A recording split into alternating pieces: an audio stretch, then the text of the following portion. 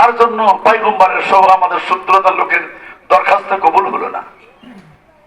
ভাই আমার, যখন নাকি এই লোকটা মুসা কালিমুল্লাহ হুঙ্কার দিচ্ছে, বের হয়ে যাও, বের হয়ে যাও, ওই লোকটা চিন্তা করলেন পয়গম্বর আল্লাহ রাব্বুল আলামিন তো তাকে জানিয়ে দিয়েছেন আমি কয় বছর আল্লাহর ইবাদত করি নাই, গুনাহ আমি করেছি, আমি নেক আমল করি নাই।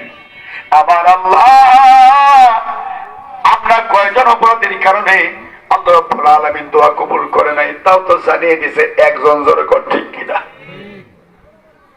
ভাই আমার, ওই লোকটা এই দুটো হাত চোখের উপরে রেখে আল্লাহকে বলতেছে, মালিক তুমি পয়গম্বরকে সব জানাইছো,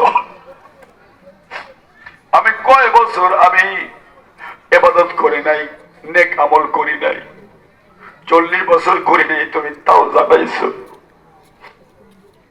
আমার মতো অপরাধী কয়জন আছে এখানে? সেই সংখ্যাটাও তুমি জানিয়েছ। কিন্তু তুমি পয়গম্বরের সামনে আর এত লোকের সামনে তুমি আমার ইজ্জতটাকে তুমি সংরক্ষণ করেছো।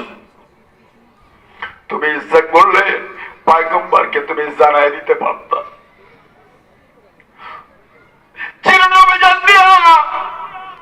পয়গম্বর 70,000 লোকের ভিতরে আমাকে বের করে ফেলতো। ও মালিক রে, তুমি এখানে কত হাজার লোক আছে, তুমি পয়গম্বরকে তাও জানাইছো।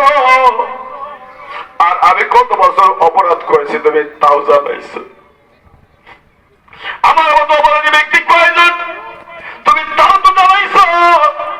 কিন্তু মালিক রে, তুমি আমার নামটাকে পয়গম্বরের কাছে, আল্লাহ তুমি আমার পয়গম্বরের কাছে তুমি আমার নামটা জানাও নাই।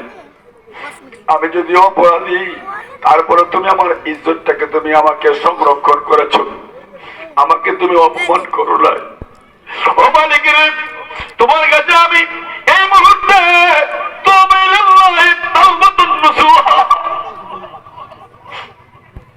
আমি অপরাধী ব্যক্তি, তুমি যখন আমার সম্মানকে তুমি আমার বেজ্জতি করো নাই।